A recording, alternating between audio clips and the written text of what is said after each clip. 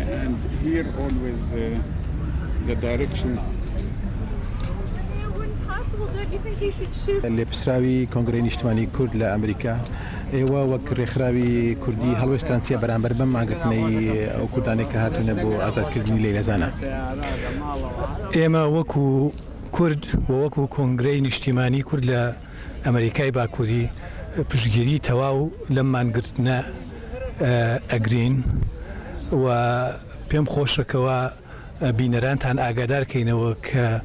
یەکێ لەو خاڵە گرنگانەی کە لەیلا زانا چۆتە زیندانەوە ئەو وتارە بوو کە لە کۆنگرسی ئەمریکی لە ساڵی 1993دا خوێندێەوە و لە قسەکانیە باسی دیموکراسی و چارەسەرکردنی مەسەلەی کوردی کرد بە شێوەیەکی ئاشتی و ئەو هاتنەی لەیلا زانا لەگەڵ ئەحمەد تورک بۆ ئێرە لەلایەن کۆنگرەی نیشتیمانی کورد لە ئەمریکای باکووریەوە ڕێکخرا بوو و میوانداری ئێمە بوون لەو کاتەدا کە هاتن بۆ ئێرە بەداخەوە نەتیجەکەی وای لێ هات بەڵام لە هەمان کاتیشە مەسەلەی کوردی زۆر بردە پێشەوە.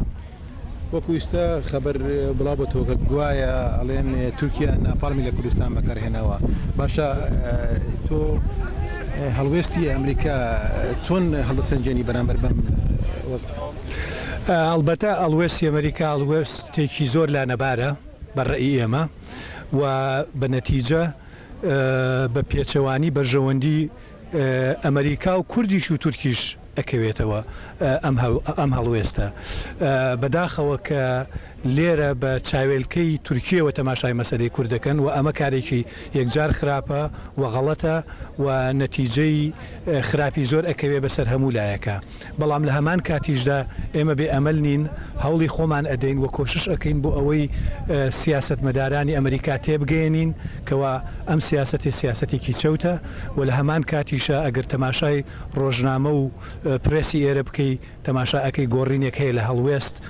ئەمڕۆ مقالەی افتتاحی جەریدەی واشنگتن پۆست لەسەر لەیلا زانایە بۆ چارەسەرکردنی مەسەلەی کووردە و ئەم هەوڵە ئێمە هەموو بەردەوام بین لەسەری تاوەکو بتوانین تەئسیر لەسەر سیاسەتمەدارانی ئێرە بکەین.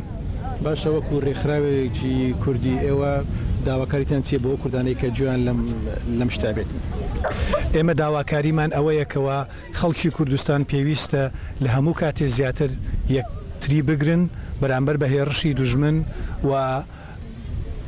ئەگەر بێت و کورد یەک بێ هیچ دوژمنێ زەفەری پێنابە و ئێمە ئەمڕۆ تەماشا ئەکەین کە دەوڵەتی تورکیا بە هەموو هێزێکەوە دەستی خستۆتە ناو کاروباری کوردستانی خواروو و ئەیەوێ تا بتوانێت لەوێ ناکۆکی لە ناو کووردا دروست بکە و بەداخەوە لایەن هەیە کەوا یارمەتی ئەدەن بۆ ئەم کارە و ئێمە هیوادارین کە ئەوانیش هەموو تێبگەن تەنها ڕێگای سەرکەوتن بۆ مەسەلەی کوردی ڕێگای یەکگرتنە.